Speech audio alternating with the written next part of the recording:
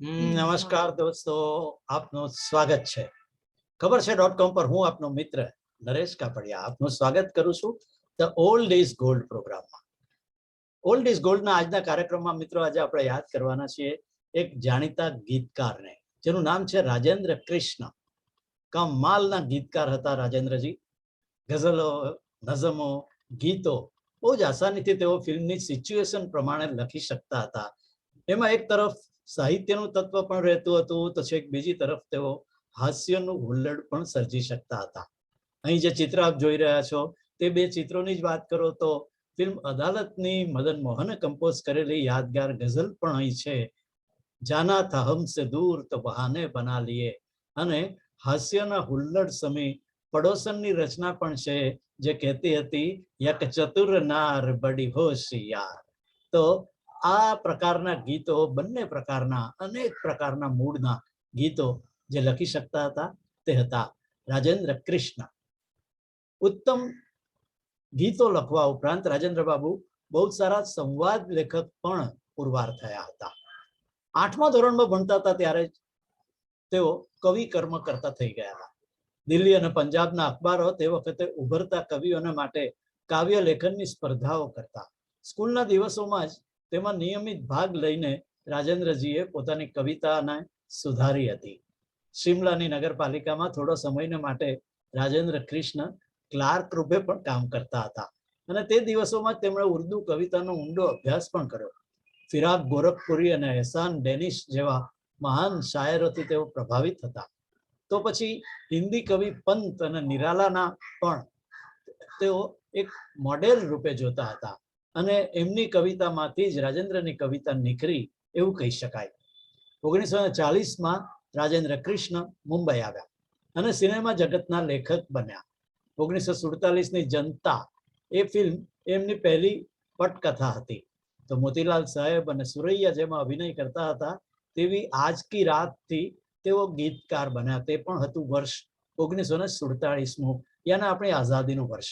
1948ની 30મી જાન્યુઆરીએ મહાત્મા ગાંધીની હત્યા થઈ, અને રાતોરાત આ શાયરે લખ્યું એક યાદગાર ગીત, સુનો સુનો એ દુનિયા વાલો બાપુ કી ये અમર કહાની. હુસ્નલાલ ભગતરામ સાહેબે તેને કમ્પોઝ કર્યું અને રાતોરાત આ ગીત તૈયાર કર્યું. મોહમ્મદ રફી સાહેબે ગાયું અને દેશના રેડિયો દ્વારા એ તમામ લોકોના હૈયામાં વસી ગયું. આ કવિ રાતોરાત વિખ્યાત બની ગયા, અને પછી તો એમની કવિતાની યાત્રા, એના ગીતોની યાત્રા ચાલી નીકળી. તે છેક 1990ના આગ કા દરિયા સુધી તેઓ ગીતો લખતા રહ્યા. રાજેન્દ્ર કૃષ્ણની રચનાઓ લગભગ તમામ દિગ્ગજ સંગીતકારોએ સ્વરબદ્ધ કરી. તેમાં તેમને સૌથી વધારે લાભ લીધો શ્રી રામચંદ્ર સાહેબે. તે ઉપરની તેમની ગઝલો મદન મોહને યાદગાર બનાવી દીધી. રાહુલદેવ બર્મનને માટે પણ તેમને હાસ્ય અને તોફાની મૂડના ગીતો પણ લખ્યા. તો હેમંત કુમાર, સલીલ ચૌધરી કે લક્ષ્મીકાંત પ્યારેલાલ કે પછી શંકર જયકિશને પણ તેમના કેટલાક ગીતોને કમ્પોઝ કર્યા હતા. ગીતકાર તરીકે રાજેન્દ્ર કૃષ્ણએ જે ગીતો, જે ફિલ્મોમાં યાદગાર ગીતો આપ્યા અને ફિલ્મોને પણ અમર બનાવી દીધી, તેની યાદી જો જોઈએ તો તેમાં ભગવાન દાદાની સુપરહિટ ફિલ્મ અલબેલા, લડકી, આરામ, અનારકલીના શ્રીરામચંદ્રના યાદગાર ગીતો આ લેખક, આ કવિના હતા. નાગીન એક વર્ષ સુધી ચાલ્યું હતું, એના જે ગીતો હિટ બન્યા હતા તે રાજેન્દ્ર કૃષ્ણના હતા. દિલીપ સાહેબની આઝાદ, અશોક કુમાર અને કિશોર કુમારની ભાઈ ભાઈ, દેખ કબીરા રોયા, આશા, અદાલત, નજરાના રાજ કપૂરની, મનમौजी, ये रास्ते है प्यार के, घर बसा के देखो, भरोसा, હા એના યાદગાર ગીતો હતા. શરાબી, આવો પ્યાર કરે, જહાં આરા, ખાનદાન, નઈ રોશની, શંકર જયકિશનની તુમસે અચ્છા કોન હૈ, દિલીપ કુમારની ગોપી, સુનિલ દત્ત સાહેબની રેશમા ઓર શેરા, મન મંદિર, રખવાલા, કહાની કિસ્મત કી કે બ્લેકમેલ જેવી ફિલ્મોને આપણે હંમેશના માટે આ ગીતકાર રૂપે યાદ કરી શકીએ. સંવાદ લેખક તરીકે રાજેન્દ્ર કૃષ્ણએ કેટલીક ફિલ્મોના યાદગાર ગીતો પણ લખ્યા અને સંવાદ પણ લખ્યા. તેમાં હતી બડી બહન, પહેલી ઝલક, બરખા, પતંગ, છાયા, શાદી, પ્રેમપત્ર, બ્લફ માસ્ટર, પૂજા કે ફૂલ. આ બધી તો ખરી જ, પણ એમની 4 કોમિક યાદગાર ફિલ્મો બનાવનારા લેખક તરીકે હંમેશા યાદ કરાશે. અને તે હતી પ્યાર કિએ જા, સાધુ ઓર શૈતાન, પડોસન અને બોમ્બે ટુ ગોવા. આ બધી જ રાજેન્દ્ર કૃષ્ણના સંવાદથી દીપ્તિ, અને આપણે એને લોકો ખૂબ ખુશાલ થઈને ખડખડાટ હસતા હતા તેવા દ્રશ્યો એમણે સર્જ્યા હતા, એવા સંવાદો એમણે સર્જ્યા હતા. તે ઉપરાંત ગૌરી, વાસીમ, સચ્ચાઈ, એક શ્રીમાન એક શ્રીમતી, ડોલી, જવાબ, ગોપી, શહેજાદા, મલિક, બનારસી બાબુ, નયા દિન નઈ રાત, પોંગા પંડિત કે પછી ધર્મ અધિકારી જેવી ફિલ્મોને પણ આપણે યાદ કરી શકીએ. ગીતકાર અને સિને લેખક રાજેન્દ્ર કૃષ્ણને આ જગતમાંથી વિદાય લીધાને 3 દાયકાથી પણ ઉપરનો સમય થઈ ગયો છે. અને આમ જોઈએ તો તારીખ પ્રમાણે 23મી સપ્ટેમ્બર 1987 ના રોજ માત્ર 68 વર્ષની ઉંમરે તેમનું નિધન થયું હતું. પણ કેટલા ગીતો યાદ કરીએ આ મહાન કવિના. જરા કલ્પના કરો, આપણે અલબેલાને યાદ કરીએ. ધીરે સે આજા રે અખિયન में शोला जो भड़के, दिल मेरा धड़के, शाम ढले खिड़की तले, बोली सूरत दिल के खोटे. આ ગીતો અલબેલામાં હતા. તો તે જ રીતે અનારકલી કદી ભૂલી નહીં શકાય તેવા ગીતોથી ભરેલી હતી. દુઆ કર ગમે દિલ જાગ, દર્દે ઇશ્ક જાગ, મોહબ્બત ऐसी धड़कन है, जिंदगी प्यार की 2-4 घड़ी. અને લતા દીદીનું યાદગાર ये जिंदगी उसी की है. આ બધા ગીતો અનારકલીના હતા મિત્રો, અને તે રાજેન્દ્ર કૃષ્ણએ લખ્યા હતા. તે જ રીતે તેમણે નાગીનમાં કમાલ કરી હતી. હેમંત કુમારનું સંગીત હતું ને 1 વર્ષ સુધી ચાલી હતી આ ફિલ્મ. मन डोले मेरा तन डोल, तेरे द्वार खड़ा एक जो, सुन री सखी मोरे सजनाब, मेरा दिल ये पुकारे आजा, जादूगर सैया छोड़ो मोरी बैया, तेरी याद में जल कर देख लिया, ऊंची ऊंची दुनिया की दीवारें सैया छोड़ के, जिंदगी दे ओ जिंदगी के देने वाले, जिंदगी को लेने वाले, मीत मेरे छीन के बता तुझे क्या मिला. નાગિનના આ ગીતને એવોર્ડ પણ મળ્યા હતા. ભાઈ ભાઈ કિતના હસી હે મૌસમ એ આઝાદમાં હતું, તો ભાઈ ભાઈમાં હતું એ દિલ મુझे બતા દે તું કિસ પે આ ગયા, અને કદર જાને ના રે કદર જાન. દેખ કબીરા રોયાના ગીતો પણ કમાલના બન્યા હતા. મેરી વીણા તુમ બિન રો हमसे आया न गया, तुम तू प्यार करे या ठुकराए, कौन आया मेरे मन के द्वारे. આ બધી મહાન રચનાઓ દોસ્તો ફિલ્મ દેખ કબીરા રોયાની હતી. તો આજ માણસ લખી શકતા હતા ફિલ્મ આશામાં, જે કિશોર કુમાર ગાતા હતા, ઈના મીના ડીકા. યસ, એ પણ આ જ ગીતકારની રચના હતી. તો એમની મહાન રચનાઓ આવી હતી. મદન મોહનના સંગીતમાં ફિલ્મ હતી અદાલત.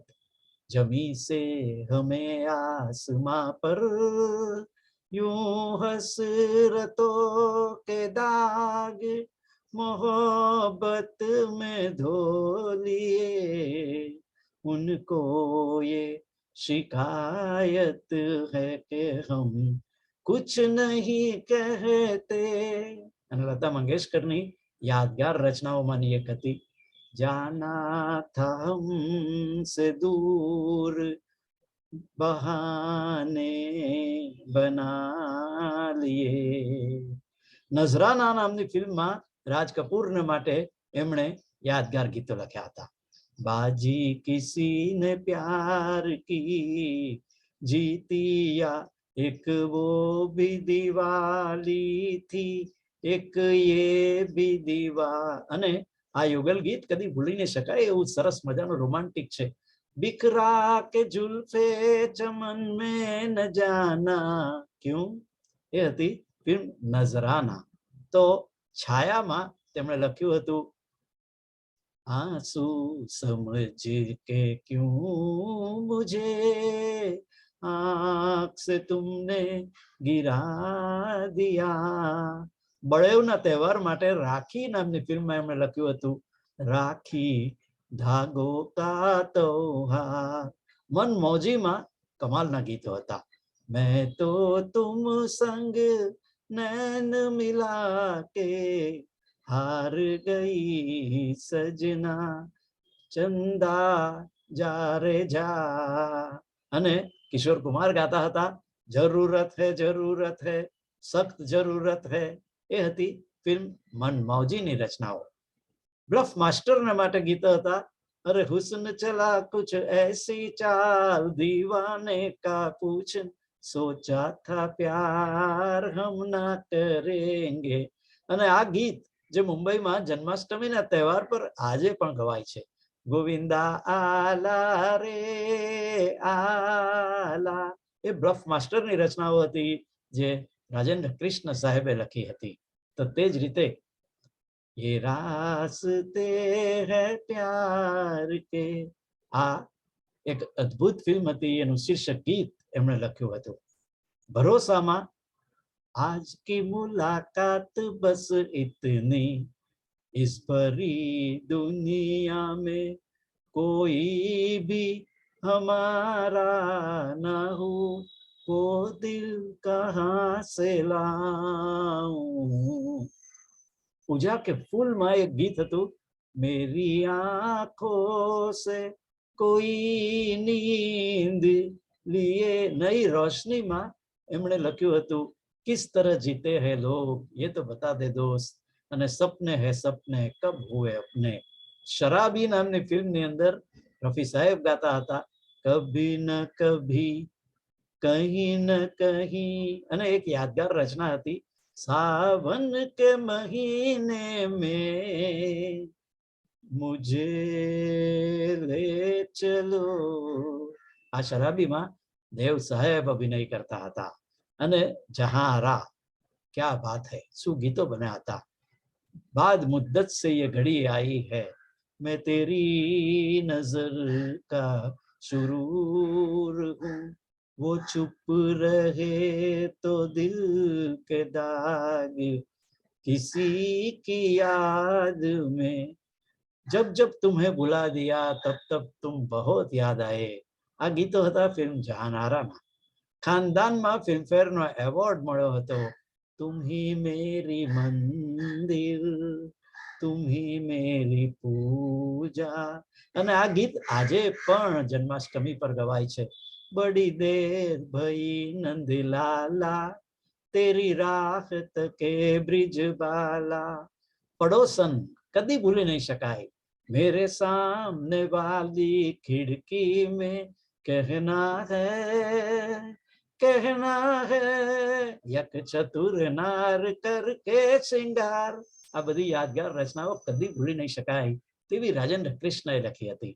તો દિલીપ કુમારને માટે રફી સાહેબ રાજેન્દ્ર કૃષ્ણના બોલ પર ગોપીમાં ગાતા હતા, સુખ કે સબ સાથી દુઃખ મેં ન કો.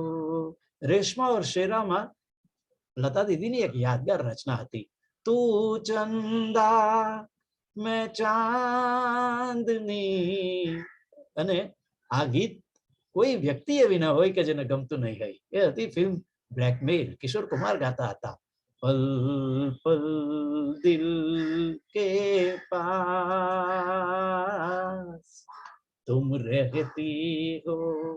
એ હતા રાજેન્દ્ર કૃષ્ણના યાદગાર ગીતો. દોસ્તો આપણે એમને યાદ કરીએ. પ્રમાણમાં ઓછા જાણીતા હતા પણ કમાલના ગીતો એમણે આપ્યા હતા.